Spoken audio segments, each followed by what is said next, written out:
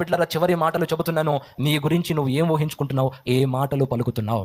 నేను బలహీనుణ్ణి, చేతగానోణ్ణి, నాకేమీ తెలియదు, నేను జీవితంలో ముందుకు వెళ్ళలేను, నేను ఓడిపోతాను, నవ్వుల పాలైపోతాను, ఏంటో నా కర్మ, ఏంటో నా దరిద్రం, ఏంటో ఏంటో ఏంటో అని అవిశ్వాసపు మాటలు మాట్లాడుతున్నావు అనంటే నీ జీవితంలో నువ్వు అదే పొందబోతున్నావు.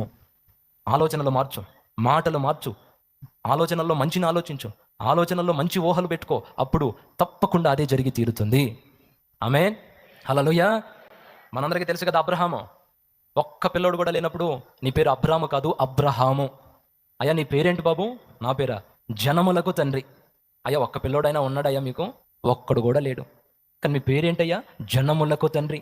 ఎవరు అడిగిన అదే మాట, నా పేరు జనాలకు తండ్రి, నా పేరు జనాలకు తండ్రి, నా పేరు జనాలకు తండ్రి, నా పేరు జనాలకు తండ్రి. ఈరోజు ఏం జరిగిందో చెప్పండి. అబ్రహాము 90 లక్షల కంటే ఎక్కువైన ప్రజల్ని సంపాదించుకోగలిగాడు. కోట్ల మందికి మూల పురుషుడిగా అబ్రహాము మారిపోయాడు. నేను చేతగాను నన్ను ఎందుకంటున్నావు? నేను బలహీనుడనని ఎందుకంటున్నావు? నా పని అయిపోయిందని ఎందుకంటున్నావు? ఇంకా అవకాశం లేదని ఎందుకంటున్నావు? జీవితంలో ముందుకు వెళ్ళలేనని ఎందుకు ఫిక్స్ అయ్యావు? ఆ పంటనే కొయ్యబోతున్నావు. నీ నమ్మిక చొప్పున నీకు జరుగుగాక అని ఈ రోజు నా తండ్రి పలుకుతున్నాడు. ఏమి నమ్ముతున్నావు? ఏమి మాట్లాడుతున్నావు?